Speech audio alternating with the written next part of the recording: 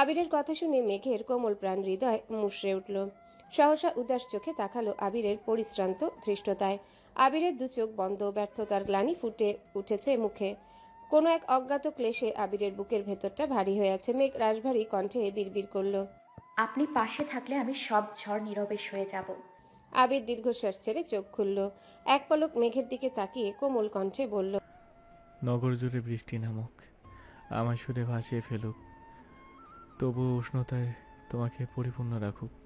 আবির মাথা নিচু করে চলে যাচ্ছে। মেঘ মুখ ভার করে বারান্দায় দাঁড়িয়ে জানালা দিয়ে আবিরের দিকে তাকিয়ে রইল। সময় যত এগোচ্ছে পরিস্থিতি ততই বেসামাল হচ্ছে। মনের আড়ালে জমে থাকা সুপ্ত অনুভূতিগুলো বিষাক্ত হতে শুরু করেছে। সপ্তাহ কেটে যাচ্ছে। আবিরের ভাবগতিকে এসেছে বিশাল পরিবর্তন। বাসায় ফেরার পর থেকে আবির একদম নিশ্চুপ হয়ে গেছে। আব্বু চাচ্চুদের সাথে কোনো প্রকার কথা বলে না, এমনকি ঠিকমতো বাসায়ও ফিরে না। 3টা প্রজেক্ট শেষ হয়েছে, বাকি 2টার কাজ একা হাতে সামলাচ্ছে। কখনো রাত 2টা 3টায় বাসায় ফিরে, কখনো বা ফিরেও না। মেঘ দিনে কয়েকবার করে কল দিয়ে আবিরের খোঁজ নেয়, তবে ইদানিং আবির মেঘের সাথেও তেমন কথা বলে না। সবসময় দায়সারা ভাব নিয়ে কথা বলে। মেঘ কিছু জিজ্ঞাসা করলে শুধু উত্তর দেয়, নিজ থেকে কিছুই বলে না। মেঘও কিছুদিন যাবৎ বিষয়টা খেয়াল করছে। আবিরকে জিজ্ঞাসাও করেছে, কিন্তু আশানুরূপ কোনো উত্তর পায়নি। আবিরের নিস্তব্ধতা সহ্য করতে পারছে না মেয়েটা। মোজাম্মেল খান ইদানিং আবিরের সাথে বেশ শান্ত স্বরে কথা বলেন, কিন্তু আলী আহমদ খানের মনে আবিরের প্রতি ক্ষোভের অন্ত নেই। আজ সকালে খাবার টেবিলে সবার উপস্থিতিতে আলী আহমদ খান আবিরকে উদ্দেশ্য করে বলে উঠলেন, তোমার যে আগামীকাল ফ্লাইট, এটা কি সবাই জানে? বড় আব্বুর মুখ থেকে এমন প্রশ্ন শুনে মেঘ অতর্কিতে চোখ বড় করে তাকালো। আবির এক নজর মেঘকে দেখে গম্ভীর স্বরে বলল, না, বলা হয়নি এখনো। মালিয়া খান কথাটা শোনা মাত্রই রান্নাঘর থেকে বেরিয়ে আসতে আসতে উদ্বিগ্ন কণ্ঠে জিজ্ঞাসা করলেন, কিসের ফ্লাইট? আলী আহমদ খান মেকি স্বরে বললেন, কেন, তোমার আদরের ছেলে তোমাকে কিছু জানেনি? মালিয়া খান ভারী কণ্ঠে প্রশ্ন করলেন। আবির, কিছু বলছিস না কেন? আবির মাথা নিচু করে গাম্ভীর্যের স্বরে জবাব দিল, একটা প্রজেক্টের কাছে কয়েক মাসের জন্য দেশের বাইরে যেতে হবে। বাক্য কর্ণকুহরে প্রবৃত্ত হওয়া মাত্রই মেঘের সবকিছু এলোমেলো হয়ে যাচ্ছে। আখি যুগল পূর্বের তুলনায় আরো বেশি প্রশস্ত হয়ে গেছে। বুকের ভেতর কালবৈশাখী ঝড় শুরু হয়েছে। মনে হচ্ছে মেঘের হৃদয়ের উষ্ণ অনুভূতিরা মেঘের গলা চেপে ধরেছে। নিঃশ্বাস নিতে পারছে না। বুকের ভেতরে তোলপাড় চোখে মুখে ফুটে উঠতে বেশি সময় লাগলো না। মেঘের দৃষ্টি নীরের, চোখে নেই কোনো লুকোচুরি, ভ্রুযুগল কুচকে আছে। দৃষ্টি জুড়ে আহাজারি দুচোখ ছলছল করছে। মালিয়া খান আর্তনাদ করে উঠলেন, পড়াশোনার নাম করে 7টা বছর দূরে ছিলি, কিচ্ছু বলিনি আমি। আর সহ্য করতে পারবো না, কোথাও যাবি না তুই। মালিয়া খান আলী আহমদ খানের দিকে তীক্ষ্ণ দৃষ্টিতে তাকিয়ে বলে উঠলেন, আপনারা কি শুরু করেছেন? বাসা সরি ব্যবসার নাম করে প্রতিনিয়ত আমার ছেলেটার সাথে যা তা আচরণ করছেন। আমার ছেলে কোথাও যাবে না, টাকা পয়সার কোনো প্রয়োজন নেই। আমি চাই আমার ছেলে আমার চোখের সামনে থাকুক। আলী আহমদ খান রাশভারী কণ্ঠে বললেন, আমি তোমার ছেলেকে জোর করিনি। তোমার ছেলে নিজে জেনে বুঝে প্রজেক্ট নিয়েছে। তাছাড়া এই সিদ্ধান্ত আরো 4-5 মাস আগে নেওয়া হয়েছে। তোমার ছেলে বাসায় কাউকে বলতে বারণ করছিল, তাই বলেনি। আগামীকাল ফ্লাইটের জন্য বাধ্য হয়ে বলতে হচ্ছে। মালিয়া খান রাগান্বিত কণ্ঠে বলে উঠলেন। তোর আব্বু কি বলছে আবির? আবির মায়ের হাতে হাত রেখে শীতল কণ্ঠে বলল, মাত্র কয়েক মাসের ব্যাপার আম্মু, এবার তোমার অপেক্ষা দীর্ঘ হবে না, কথা দিচ্ছি। আবিরের ভেজা কণ্ঠের কথা শুনেও মালিয়া খান নিজেকে সামলে নিতে পারলেন না। কান্নারত কণ্ঠে বললেন, তোদের যা ইচ্ছা কর, আমি আর কিছুই বলবো না। মালিয়া খান নিজের রুমে চলে গেছেন। হালিমা খান আর আকলিমা খানও সেই দিকে ছুটলেন। সবাই ঘাড় ঘুরিয়ে মালিয়া খানের রুমের দিকে তাকিয়ে আছে, অথচ মেঘের নজর আবিরের অভিমুখে। আশেপাশের ভ্যাবসা গরমে মেঘের শরীর ঘেমে যাচ্ছে, তবুও ভাতের প্লেটে হাত রেখে নিস্তব্ধ হয়ে চেয়ে আছে। আবির মেঘকে দেখে সেকেন্ডের মধ্যে চোখ নামিয়ে নিয়েছে। গত 1 সপ্তাহ যাবৎ আবির মেঘের চোখে চোখ রাখে না। সামনাসামনি দেখা হলেও মাথা নিচু করে পাশ কাটিয়ে চলে যায়। তাছাড়া যথাসম্ভব বাসা থেকে দূরেই থেকেছে। আজও আবির সেই চোখে তাকাতে পারছে না। ওই দু চোখে তাকালে আবির বিধ্বস্ত হয়ে যাবে। যখন থেকে প্রজেক্ট বিষয়ে কথা হয়েছে তখন থেকে আবির মেঘকে অল্প বিস্তর বুঝাতে শুরু করেছে। সরাসরি না বললেও কৌশলে অনেকবারই বুঝিয়েছে। যেই মিনহাজের প্রতি আবিরের একরাশ আক্রোশ ছিল, যারা মেঘের আশেপাশে ভিড়লেও আবিরের মেজাজ গরম হয়ে যেত, সেই মিনহাজের সাথে জোরপূর্বক মেঘের সম্পর্ক ঠিক করার চেষ্টা করেছে, যাতে আবিরের অবর্তমানে নিজেকে নিঃসঙ্গ মনে না হয়। মেঘকে সর্বক্ষণ সহিষ্ণু আর ধৈর্যের কথাই বলে এসেছে। আলী আহমদ খান হঠাৎ ভনিতা না করে জিজ্ঞেস করেন, আবির, তুমি কি কোনো বিষয়ে কিছু বলতে চাও? আবির শটান দাঁড়িয়ে চোয়াল শক্ত করে জবাব দিল। না, আমার কিছুই বলার নেই। আবির বেসিন থেকে হাত ধুয়ে সরাসরি আম্মুর রুমে চলে গেছে। একে একে সবাই খাওয়া শেষ করে উঠে যাচ্ছে, অথচ মেঘ তখনও থম মেরে বসে আছে। মেঘের নীরবতায় চারিপাশে স্তব্ধ হয়ে আছে। তানভীর এক পলক মেঘকে দেখে কিছু না বলেই উঠে গেছে। মিম 2-3 বার মেঘকে ডেকেছে, কিন্তু মেঘ পাথরের মতো শক্ত হয়ে আছে। এতক্ষণ যাবৎ বুকের ভিতর যে তোলপাড় চলছিল, এখন তার ছিটে ফোঁটাও বাইরে প্রকাশ পাচ্ছে না। ছলছল করা দু চোখের পানি শুকিয়ে গেছে, গলায় আটকে যাওয়া নিঃশ্বাসটা দীর্ঘশ্বাস হয়ে বেরিয়ে গেছে। আবির, আলী আহমদ খানরা সবাই অফিসের উদ্দেশ্যে বেরিয়ে গেছে। মেঘ নিজের রুমে দরজা বন্ধ করে সেই যে দেয়াল ঘেঁষে ব্যালকনিতে বসেছিল, সারাদিনে 1 ইঞ্চিও নড়েনি। সূর্যের প্রখর উত্তাপ নীরবে সহ্য করে নিয়েছে, আর মনে মনে আবিরের কথা ভাবছে।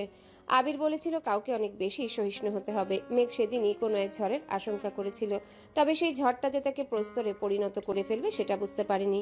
মেঘের ফোনে একের পর এক কল বাজছে। মিম কিছুক্ষণ পর পর দরজা এসে ডাকছে, কিন্তু মেঘ বেলকনি থেকে একবারের জন্য উঠছে না। সরাসরি রোদের প্রখরতা কখনোই সহ্য করতে পারে না মেয়েটা। অল্পতেই মাথা ব্যথা শুরু হয়ে যায়, অথচ আজ দিব্যি ঘন্টার পর ঘন্টা বসে আছে। মাথা ব্যথা অনুভব করার মতো শক্তি পর্যন্ত অবশিষ্ট নেই। রুমে এসে ফোন হাতে নিতেই দেখলো আবিরের নাম্বার থেকে অনেকগুলো কল আসছে। অন্য সময় আবিরের নাম্বার থেকে একটা কল আসলেই আনন্দে মেঘের মন নেচে উঠত, অথচ আজ এতগুলো কল আসার পরও চোখে কোনো উজ্জ্বলতা নেই, শুকনো ঠোঁটে হাসির রেশ মাত্র নেই। কান্নায় মেঘের বুক ভেঙে আসছে, তবুও কাঁদতে পারছে না। এমন সময় আবির আবারও কল দিয়েছে। মেঘ কাঁপা কাঁপা হাতে রিসিভ করে কানে ধরতেই ওপাশ থেকে আবিরের হুঙ্কার আসলো। তুই কি আমাকে বাঁচতে দিবি না? আবিরের এমন হুঙ্কারে মেঘ অপ্রস্তুত হয়ে গেছে। দীর্ঘ সময় নিশ্চুপ থাকায় মেঘের গলা দিয়ে কোনো আওয়াজ বেরোচ্ছে না। আবির গম্ভীর কণ্ঠে আবারও বলল, আমি মারা গেলে শান্তি পাবি? মেঘ গলা খাকারি দিয়ে আর্তনাদ করে উঠল। বাজে কথা বলবেন না প্লিজ। আবির নিচু স্বরে বলল, এতগুলো কল দিলাম, একবারের জন্য রিসিভ করার প্রয়োজন মনে করলি না? এটা কি ঠিক? মেঘ আমতা আমতা করে বলল, ফোনের কাছে ছিলাম না। না। কোথায় ছিলি? মেঘ নিশ্চুপ। আবির কিছুক্ষণ নীরব থেকে আবারও প্রশ্ন করল। ডুবরে খেয়েছিস? আবির শক্ত কণ্ঠে বলল, তোকে 1 ঘন্টা সময় দিচ্ছি, এর মধ্যে যাবতীয় কাজ শেষ করে একেবারে রেডি হয়ে বাসা থেকে বের হবি, আমার জন্য অপেক্ষা করতে না হয়। মেঘ ভনিতা ছাড়াই বলল। আমি বের হব না। আবির খানিকটা রাগী স্বরে বলে উঠল, আমি সিদ্ধান্ত চাইনি মেঘ, তোকে 1 ঘন্টা সময়ের মধ্যে আমার সামনে দেখতে চাচ্ছি। মেঘ আর কিছুই বলতে পারল না। তীব্র অনিচ্ছা সত্ত্বেও 1 ঘন্টার আগেই বাসা থেকে বেরিয়ে রিকশায় করে রওনা দিল। বাসায় একমাত্র মিমকে বলে বেরিয়েছে। মালিহা খান সারাদিন কান্নাকাটি করে ঘুমিয়েছেন। হালিমা খান সেখানেই বসে আছেন। আকলিমা খান আদিকে ঘুম পাড়িয়ে নিজেও ঘুমিয়েছেন।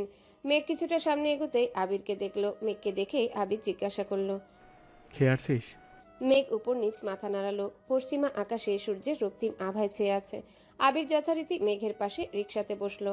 ব্যস্ততম শহরে স্বস্তির নিঃশ্বাস নেওয়ার কোনো স্থান নেই। উদ্দেশ্যহীন গন্তব্যে রিকশা চলছে, কারো মুখে কোনো কথা নেই। কিছুটা নির্জন জায়গায় আবির রিকশা থামাতে বলল। রিকশা থেকে নেমে দুজনে হাঁটতে শুরু করলো। মেঘের চিবুক নামানো। কিছুটা এগোতেই আবির খুব ঠান্ডা গলায় বলল, খেয়ে আসছিস?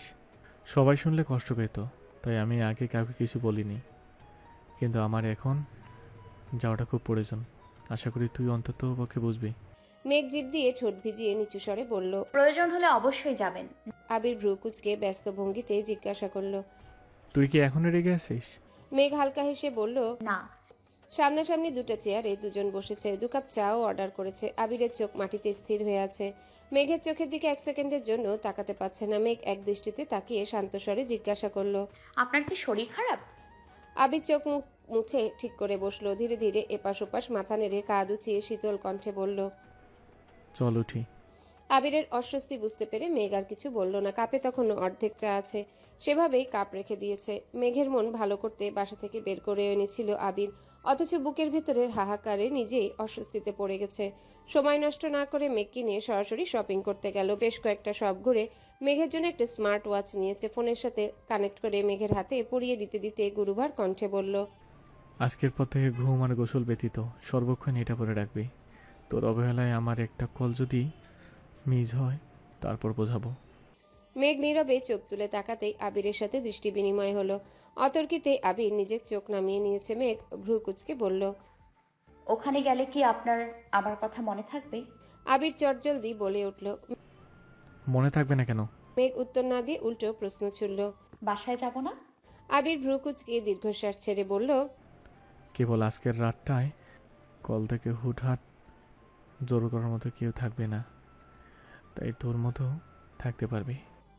মেঘ চোখ গোল গোল করে তাকালো। ততক্ষণে আবির সামনে চলে গেছে। মেঘও পিছু পিছু হাঁটতে শুরু করলো। টুকিটাকি কেনাকাটা শেষে বেরিয়েছে। আজ কারো মুখে তেমন কোনো কথা নেই। অনেকটা সামনে এগুতেই দেখলো মেলা চলছে। সন্ধ্যার পরপর রাস্তায় বেশ ভিড় জমেছে।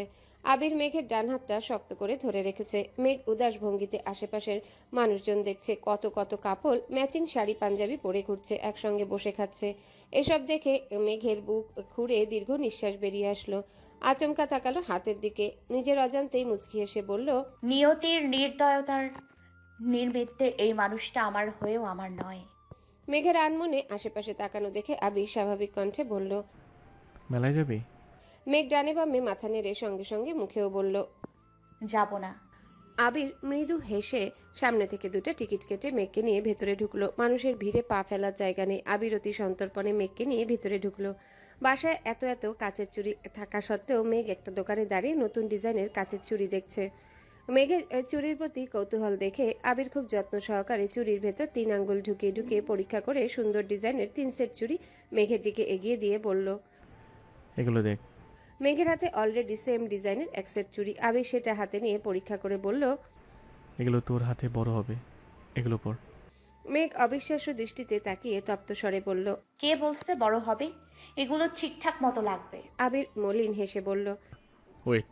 আবির 2 সেট চুড়ি খুলে আলতোভাবে মেঘের 2 হাতে পরিয়ে দিচ্ছে। বড় চুড়িগুলো ডান হাতে পরিয়েছে। মেঘ অপলক দৃষ্টিতে নিজের হাতের দিকে তাকিয়ে আছে। আবির চুড়ি আগে গিফট করলেও এই প্রথমবার নিজে হাতে পরিয়ে দিচ্ছে। চুড়ি পরানো শেষে মেঘ 2 হাত নাড়িয়ে দেখতে লাগলো। আবিরের দেওয়া চুড়ির সেট খুব সুন্দর মতো লেগেছে। অন্যটা একটু বড় হয় মনে হচ্ছে খুলে পড়ে যাবে। মেঘ আশ্চর্য নয়নে তাকিয়ে প্রশ্ন করলো। আমার হাতে ওই চুড়িটাই লাগবে। এটা আপনি কিভাবে বুঝছেন? আবির 2 চোখ ছোট করে হাসলো। কিছু বলতে গিয়েও থেমে গেল। আশেপাশে তাকিয়ে মেকি স্বরে বলল। থাক এখানে, কিছু না বলি। আবিরের মুখে দুষ্টু হাসি দেখেই মেঘ ভ্রু কুচকালো। সঙ্গে সঙ্গে তাকালো দোকানের ছেলেটার দিকে। ছেলেটাও কেমন করে হাসছে। বিরক্তিতে মেঘ বলল। চলুন এখান থেকে। আর কিছু নিবি না? এই দোকান থেকে নিব না। ছেলেটা সঙ্গে সঙ্গে মন খারাপ করে বলল। অপরিচিত এক ছেলের মুখে ভাবি ডাক শুনে মেঘ অপ্রত্যাশিতভাবে তাকালো। পরপর চোখ তুলে তাকালো আবিরের মুখের পানে। আবিরের ঠোঁটে তখনও হাসি লেগেই আছে। মেঘ এক মুহূর্তের জন্য আবিরের যাওয়ার ঘটনাটা বেমালুম ভুলে গেল। আবিরের হাস্যোজ্জ্বল মুখের পানে তাকিয়ে নিজেও হাসলো। তারপর আদুরে ভঙ্গিতে শুধালো। আর কি নিব? আবির ওষ্ঠযুগল আরো প্রশস্ত করে বলল। হায় রে মেয়ে মানুষ, 1 সেকেন্ডে সব ক্রোধ গায়েব। মেঘ ফোঁস করে শ্বাস ছেড়ে গম্ভীর কণ্ঠে বলল। ঠিক আছে, চলে যাচ্ছি। আবির সঙ্গে সঙ্গে মেঘের বাহু চেপে ধরে মোলায়েম কণ্ঠে বলল।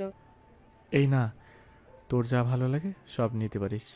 আবিরের হাতে থাকা মেঘের বাহু 2 আঙ্গুলে পরক করে মেঘের হাতটা উপরে তুলে মেঘকে দেখে আবির আকস্মিক শক্ত কণ্ঠে বলল। এখন যেমন রেখে যাচ্ছি, ফিরে এসে যেন তেমনই পাই। কিঞ্চি এদিক সেদিক হলে সোজা বুড়িগঙ্গায় ফেলে দিয়ে আসবো। মেঘ ওষ্ঠ উল্টে বিড়বিড় করে বলল। আবির নিরেট কণ্ঠে বলল। কেন? আমার বাড়িতে কোনো কঙ্কালে জায়গা হবে না। মেঘ মুখ ফুলিয়ে আবিরের দিকে চেয়ে আছে। আবির দোকান থেকে 2টা টিকলি হাতে নিয়ে খুব মনোযোগ দিয়ে পরীক্ষা করে একটা মেঘের কপালে ধরে মৃদু হেসে বলল। এটা একদম ঠিকঠাক। বেশ কয়েকটা আংটিও দেখে নিল। মেঘের আঙ্গুলে পরিয়ে পরিয়ে দেখছে। মেঘ বিস্ময়কর দৃষ্টিতে আবিরের কর্মকাণ্ড দেখছে। আবির খুব যত্ন নিয়ে প্রতিটা জিনিস পর্যবেক্ষণ করছে। একটা মেয়ের জীবনে এর থেকে বেশি চাওয়া বোধহয় আর কিছুই হতে পারে না। স্বর্ণ কিংবা হীরার চেয়েও অধিক মূল্যবান প্রিয় মানুষের থেকে প্রাপ্ত সময়, তার মনোযোগ আর ভালোবাসা। মেলা থেকে কেনা প্রতিটা জিনিসের মূল্য অতি নগণ্য, অথচ মেঘের কাছে সেগুলাই খুব মূল্যবান। মেঘের জন্য কেনাকাটা শেষ করে মিম আর আদির জন্য মেলা থেকে কিছু কিছু জিনিস নিয়েছে। মেলা থেকে বেরিয়ে তারা দুজন আবারও হাঁটতে শুরু করলো। এর মধ্যে তানভীরকে কল দিয়ে একটা রেস্টুরেন্টে আসতে বলেছে। ভিড় ঠেলে আবির মেঘের হাত ধরে হাঁটছে। আবির অবশ্য রিক্সা নিতে চেয়েছিল, কিন্তু মেঘের আবিরের সঙ্গে হাঁটতে খুব ইচ্ছা করছিল, তাই রিক্সায় ওঠেনি। এই যে আবির মেঘের হাতটা শক্ত করে ধরে আছে, এতেই মেঘের বিষাদে ঢাকা মন ভালো হয়ে গেছে। কিন্তু রিক্সায় উঠলে আবারও সেই কোমল মনে বিষাদ ভরে যাবে, তাই সে কোনোভাবেই রিক্সায় উঠবে না। আবির আর মেঘ একটা রেস্টুরেন্টে ঢুকলো। মেঘকে একটা টেবিল দেখে আবির স্বাভাবিক ভঙ্গিতে বলল। তুই একটু বস, আমি ফ্রেশ হয়ে আসছি। আবির চলে যেতে 3টা মেয়ে মেঘের সামনে হাজির হলো। মেয়েগুলো দেখতে মাশাআল্লাহ বেশ সুন্দরী, আবার সাজুগুজিও করেছে, তবে বয়সে মেঘের থেকে অনেক বড় হবে। মেঘ ভ্রুকুচকে তাকিয়ে আছে। তিনটা মেয়ের মধ্যে একজন বলে উঠল, তোমার পাশের ছেলেটা আবির ছিল না? মেঘ সন্দেহের দৃষ্টিতে তাকিয়ে নিরেট কণ্ঠে বলল। হ্যাঁ, কেন? আরেকটা মেয়ে আহ্লাদি কণ্ঠে জিজ্ঞাসা করলো, তুমি বুঝি আবিরের গার্লফ্রেন্ড? মেঘ ঢোক গিল। আবিরের প্রতি মেঘের তীব্র প্রেমানুভূতি, সেই সাথে আবিরের যত্নে দুজনের সুপ্ত প্রেমের সম্পর্ক অস্বীকার করার উপায় নেই। আবির মুখ ফুটে এখনো কিছু না বললেও মেঘ মেয়েগুলোর সামনে শান্ত স্বরে বলল। জি। মেয়েগুলো একজন আরেকজনকে ধাক্কা দিয়ে বলল। মেঘ উদ্বিগ্ন কণ্ঠে প্রশ্ন করলো। আপনারা কারা? আর আবির ভাইয়াকে কিভাবে চেনেন? একটা মেয়ে কপাল গুটিয়ে বলল, তুমি বুঝি আবিরের গার্লফ্রেন্ড? আবিরকে ভাইয়া ডাকছো কেন? বয়ফ্রেন্ডকে কেউ ভাইয়া ডাকে? মেঘ চিবুক নামিয়ে মৃদু স্বরে বলল। উনি আমার চাচাতো ভাই। কিন্তু আপনারা কারা? এবার মেয়েগুলোর ধাক্কাধাক্কি বেড়ে গেছে। তাদের মধ্যে একজন মিষ্টি হেসে বলল, ও আচ্ছা, তুমিই তবে সে যার জন্য আবির কলেজে কোনোদিন কোনো মেয়ের দিকে তাকায়ও নি, দেখেও নি। তে পড়ে থাকলে বাইরে পেতনি দেখার তো প্রশ্নই আসে না। মেঘ অবাক চোখে তাকিয়ে আছে। আরেকটা মেয়ে বলে উঠল, আমরা তোমার বয়ফ্রেন্ডের সাথে একই কলেজে পড়তাম। আজ এত বছর পর হঠাৎ মেলার মধ্যে আবিরকে দেখলাম, তার পাশে তুমি ছিলে। আবিরের যত্ন দেখেই সন্দেহ করেছিলাম তুমি নিশ্চয়ই আবিরের প্রেমিকা হবে। তাই শিওর হতে তোমাদের ফলো করে এখান পর্যন্ত এসেছি। বাই দ্য ওয়ে, তুমি খুব লাকি যে আবিরের মতো একজন মানুষ পেয়েছো। আরেকটা মেয়ে চাপা সরে বলল। মেঘ মোলায়েম কণ্ঠে বলল, জি ইনশাল্লাহ, আপনারা দোয়া করবেন। ফি আমানিল্লাহ, এখন আসি। মেঘ উদ্বিগ্ন কণ্ঠে বলল, চলে যাবেন কেন? উনি এক্ষুনি চলে আসবে। বসুন, আপনারা আমাদের সাথে ডিনার করুন। মেয়েগুলো উদাস ভঙ্গিতে বলল, আবির যদি এসে আমাদের এখানে দেখে নিশ্চিত ভাববে তোমার কাছে উল্টাপাল্টা কথা লাগাচ্ছি। তোমরা আনন্দ করো, আসি। পাশের মেয়েটা আবারও বিড়বিড় করে বলল। যেতে যেতে পাশের জন ধমক দিল। মুখটা বন্ধ রাখ তোরা, মেয়েটা কি ভাবছে কে জানে। মেয়েগুলো রেস্টুরেন্ট থেকে বেরিয়ে গেছে। এর মধ্যে আবির হাত মুখ ধুয়ে চলে আসছে। টিস্যু দিয়ে হাত মুছতে মুছতে মেঘের দিকে তাকালো। মেঘ তখনও সেদিকে তাকিয়ে আনমনে হাসছে। আবির পেছনে ঘুরে উদ্বিগ্ন কণ্ঠে জিজ্ঞাসা করলো, কি হয়েছে? এভাবে হাসছিস কেন? পরিস্থিতি কি ছিল? মেঘ হেলান দিয়ে বসে আবিরের দিকে তাকিয়ে ঠাট্টার স্বরে বলল। আপনার গার্লফ্রেন্ড আসছিল। আবির কপালে কয়েক স্তর ভাঁজ ফেলে প্রখর তপ্ত স্বরে শুধালো। আমার গার্লফ্রেন্ড মানে? মেঘ হেসে আবারও বলল। আহারে, মেয়েটা আপনাকে কত ভালো। বলতে আবিরের চোখে চোখ পড়ল। আবির অগ্নিদৃষ্টিতে তাকিয়ে শানিত কণ্ঠে বলল, আজে বাজে কথা একদম বলবি না। এমন সময় তানভীর এসে রাগান্বিত কণ্ঠে বলল, সমস্যা কি তোমার? আমার বোনটাকে বকাতে ছাড়া কোনো কাজ নেই? আবির মুখে পূর্বের মতো গাম্ভীর্যতা রেখে আবারও বলল, আমাকে বলছিস কেন? তোর বোনকে জিজ্ঞাসা কর। তানভীর স্বাভাবিক কণ্ঠে জিজ্ঞাসা করল। কি হয়েছে বোনু? মেঘ সাফাই দেওয়ার স্বরে বলল, এক মেয়ে বলছে আবির ভাই নাকি তার ক্রাশ ছিল, তাই আমি মজা করছিলাম। তানভীর সন্দেহের দৃষ্টিতে তাকিয়ে জিজ্ঞাসা করল। কোনটা আসছিল? মেঘ চোখ বড় করে বিস্ময় সমেত তাকিয়ে বলল, কোনটা মানে? কয়জনের ক্রাশ উনি? আবির আকস্মিক টেবিলের নিচে তানভীরের পায়ে পা চেপে ধরে অগ্নিদৃষ্টিতে তাকালো। তানভীর মজার ছলে বলল, আসলে ভাইয়াকে তো অনেক মেয়ে পছন্দ করে, কিন্তু ভাইয়া কাউকে পাত্তা দেয় না। মেঘ মুচকি হেসে বলল। হ্যাঁ জানি। আবির আর তানভীর দুজনাই মেঘের দিকে সূক্ষ্ম নেত্রে তাকিয়ে আছে। কোন মেয়ে আসছিল, কি বলেছে, সব ভেবেই দুই ভাই আটকে উঠেছে। তানভীরের সাথে ইদানিং সম্পর্ক ভালো হয়। মেঘ অনেক কথাই তানভীরের সামনে বলে দেয়, কিন্তু তাই বলে এই না যে প্রেমিকের এক্স ফ্যানের কথা অতর্কিতে ভাইয়ের সামনে বলতে থাকবে। তিনজন একসাথে খাওয়া দাওয়া করে বেরিয়েছে। আবির তানভীরকে উদ্দেশ্য করে বলল। তুই ওকে নিয়ে বাসায় যা। মেঘ সঙ্গে সঙ্গেই জিজ্ঞাসা করলো, আপনি বাসায় যাবেন না? তানভীর মিটি মিটি হেসে বাইক স্টার্ট দিতে চলে গেছে। আবির মলিন হেসে বলল। রাকিবদের সাথে দেখা করে বাসায় ফিরবে। মেঘ আস্তে করে বলল। তাড়াতাড়ি ফিরবেন। মেঘ বাসার মেন গেট পার হতেই সবাই এক দৃষ্টিতে মেঘের দিকে তাকালো। জিজ্ঞাসা করতে যাবে এমন সময় পেছন থেকে তানভীর এসে বলল। কি রে বোনু, এখানে দাঁড়িয়েছিস কেন? তুই না মিম আর আদির জন্য জিনিস কিনলি, ওদের দে। মেঘ সঙ্গে সঙ্গে আদিকে নিয়ে মিমের রুমে চলে গেছে। আলী আহমদ খান ভারী কণ্ঠে জিজ্ঞাসা করলো, কোথায় গিয়েছিলে? তানভীর তড়িৎ বেগে জবাব দিল। মেলা হইতেছে, তাই বোনুকে নিয়ে মেলায় গিয়েছিলাম। মোজাম্মেল খান গম্ভীর কণ্ঠে বললেন। তোমরা দুই ভাই বোন একসঙ্গে বের হতে না বারণ করেছিলাম? তানভীর ভ্রু কুচকে গম্ভীর কণ্ঠে বলল। মনে ছিল না, এরপর থেকে বোনুকে রিক্সায় পাঠিয়ে আমি বাইকে আসবো, তাহলে হবে তো? আলী আহমদ খান হেসে বললেন, বোনকে একা নিয়ে গেলে, মিম আর আদিকে নিয়ে গেলে না কেন? তানভীর মেকিশরে বলল। তিনজনকে একা সামলানো সম্ভব না, পরবর্তীতে বাসার সবাই মিলে একদিন যাব। আলী আহমদ খান আবারও প্রশ্ন করলেন। তানভীরের স্বাভাবিক জবাব। রাকিব ভাইদের সাথে অফিসিয়াল মিটিং করছে। মোজাম্মেল খান ভ্রু উঁচিয়ে বললেন, অফিসিয়াল মিটিং? ভাইয়া চলে গেলে সম্পূর্ণ দায়িত্ব তো রাকিব ভাইয়া আর রাসেল ভাইকে নিতে হবে। তার জন্য মিটিং প্রয়োজন না? হ্যাঁ, অবশ্যই প্রয়োজন। বাসায় কখন ফিরবে? মিটিং শেষ হলে। ঠিক আছে, তুমি রুমে যাও। তানভীর রাশভারী কণ্ঠে বলল। তানভীর স্বাভাবিকভাবেই রুমে চলে গেছে। মিমদের জিনিসপত্র দিয়ে মেঘ নিজের রুমে এসে ফ্রেশ হয়ে চুল খুলে, মাথায় টিকলি, নতুন কেনা বড় বড় ঝুমকা, হাত ভর্তি চুড়ি, কোমরে বিছা পড়ে ড্রেসিং টেবিলের সামনে দাঁড়িয়ে নিজেকে দেখছে। আজকে পরা প্রতিটি জিনিসই আবির ভাই পছন্দ করে কেনা। মেঘ একবার ওড়না দিয়ে ঘোমটা দিচ্ছে, আবার ঘোমটা খুলে নিজের লাজুক মুখখানা দেখছে। আচমকায় মেঘের সামনে বিষাদের ছায়া নেমে আসলো। মনে পড়ে গেল আবির ভাইয়ের চলে যাওয়ার কথা। ঠোঁটে লেগে থাকা হাসি মুহূর্তে বিলীন হয়ে গেছে, সঙ্গে সঙ্গে সব খুলে ফেলেছে। চুলে হাত খোপা করে বিছানার এক কোণে চুপটি করে বসে পড়েছে। মনে মনে ভাবছে ছোট থেকে ফেলে আসা সব স্মৃতি।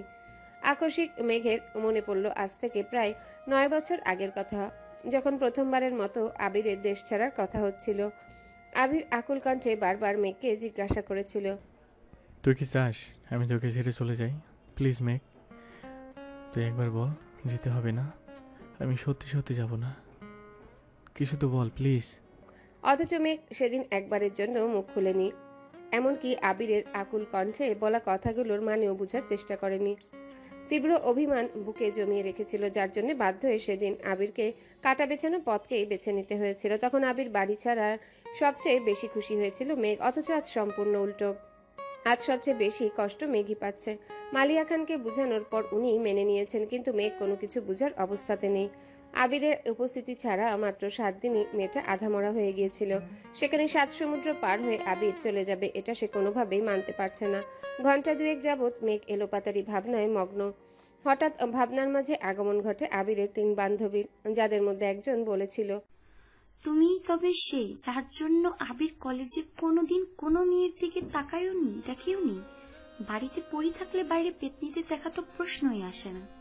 এটুকু মনে পড়তে মেঘ আকস্মিক সোজা হয়ে বসলো। রেস্টুরেন্টে বিষয়টা সেভাবে ভেবে দেখেনি, তবে এখন এটার মানে বেশ বুঝতে পারছে। মেঘ নিজেকে নিজেই প্রশ্ন করলো, তবে কি আবির ভাই আমাকে তখন থেকেই ভালোবাসতেন? মেঘের হৃদস্পন্দন জোরালো হতে শুরু করেছে। আচমকা বুকের বাঁ পাশে তীব্র শূন্যতা অনুভব হচ্ছে। 9 বছর যাবৎ আবির ভাইকে কত কষ্ট দিয়েছে সেসব ভেবেই মেঘের কলিজা কাঁপছে। যদিও মেঘ শিওর না, এটা কেবল সন্দেহ, তবুও মেঘ স্তব্ধ হয়ে গেছে। কোনো কিছু ভেবে না পেয়ে দ্রুত রুম থেকে প্রস্থান নিয়ে ছুটল আবিরের রুমের দিকে। ততক্ষণে রাত গভীর হয়ে গেছে, ঘড়ির কাঁটা 11টা-12টার ঘরে। আবিরের রুমের দরজা চাপানো, তবু ইতস্তত ছাড়াই মেঘ দরজা ধাক্কা দিল। ছুটে গেল রুমের ভেতর, কিন্তু আবির রুমে নেই। রুমে লাগেজ সাথে প্রয়োজনীয় সবকিছু গুছানো দেখেই মেঘের বুকটা আবারও ছ্যাদ করে উঠল। রুমে ফোন দেখে শিওর হলো আবির বাসায় আছে। রুমে আবিরকে না পেয়ে সোজা ছুটল ছাদের দিকে। ছাদের কার্নিশে মেরুদণ্ড সোজা করে দাঁড়িয়ে আছে আবির, দৃষ্টি আকাশপানে। মেঘ দরজায় দাঁড়িয়ে ঘন ঘন শ্বাস ফেলে তাকালো আবিরের দিকে। আবিরের পেছন সাইড দেখে মেঘ বুঝতে পেরেছে বুকের ভেতরে আটকে থাকা সবটুকু নিঃশ্বাস ছেড়ে মেঘ আবারও ছুটল। আবির গভীর মনোযোগ সহকারে অসীম আকাশে তাকিয়ে আছে। মেঘের নুপুরের শব্দ আবিরের কর্ণকুহরে প্রবেশের আগেই মেঘ পেছন থেকে আবিরকে জাপটে ধরে হাউমাউ করে কান্না শুরু করে দিয়েছে। আকস্মিক ঘটনায় আবির এক পা সামনে এগিয়ে ছাদের সাইডের দেয়ালে হাত চেপে ধরে নিজেকে নিয়ন্ত্রণ করলো। মেঘের ছোট্ট ছোট্ট দুটো হাত আবিরের বুকের উপর।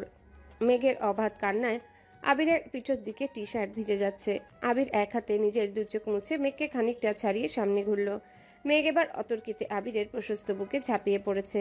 মেঘের গগন বিদায়ী কান্নায় প্রকৃতি স্তব্ধ হয়ে গেছে। ছাদে বয়ে যাওয়া হিমশীতল হাওয়াও থেমে গেছে। পূর্ণিমার চাঁদে আলোকিত ছাদে আবির আর মেঘ ব্যতীত কোথাও প্রাণের অস্তিত্ব নেই। ধীরে ধীরে মেঘের কান্নার মাত্রা বেড়েই চলেছে। আবিরের গলা দিয়েও কোনো আওয়াজ বেরোচ্ছে না। মেঘকে সান্ত্বনা দেওয়ার মতো কোনো ভাষাও খুঁজে পাচ্ছে না। কয়েক মুহূর্ত নিস্তব্ধ থেকে আবির আচমকা নিজের এক হাত মেঘের কোমরের কিছুটা উপরে, আরেক হাত পিঠ বরাবর রেখে মেঘকে শক্ত করে জড়িয়ে ধরল। আবিরের স্পর্শ অনুভব করা মাত্রই আবিরকে আরো শক্ত করে জড়িয়ে ধরে মেঘ।